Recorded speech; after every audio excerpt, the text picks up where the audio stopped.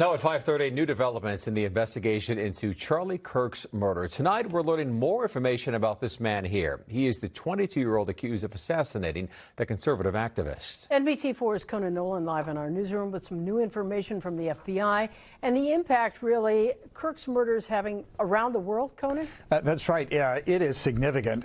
Meanwhile, though, Colleen, the Washington Post tonight is reporting, citing two sources with knowledge of the investigation, that the suspect in the Charlie Kirk murder essentially confessed to friends in a group chat, writing, "It was me at UVW, Utah Valley University, yesterday. I'm sorry for all this," unquote. Now, this takes place as President Trump weighed in on the accused during an afternoon event in the Oval Office. This afternoon at the White House, President Donald Trump asked about 22-year-old Tyler Robinson, the alleged assassin of conservative movement leader Charlie Kirk. And it seems like his wonderful parents brought in a wonderful neighborhood, smart guy. Something happened to him over a fairly short period of time. It looks like he was radicalized over the internet. Was social media the issue? Attorney General Pam Bondi. What they're doing online, what they're listening to, what they're reading, they're all online, they're all on their phones all the time.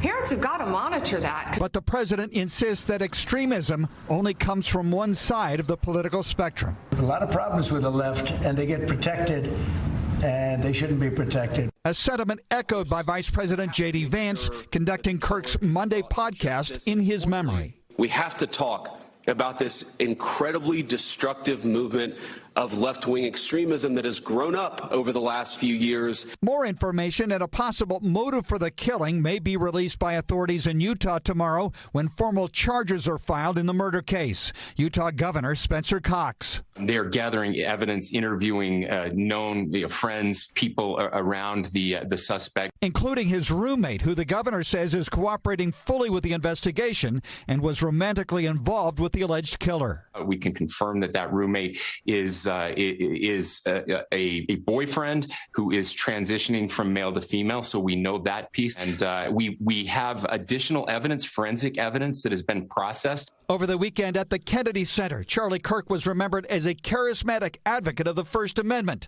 amidst calls for nonviolence. We've got to stop this, folks.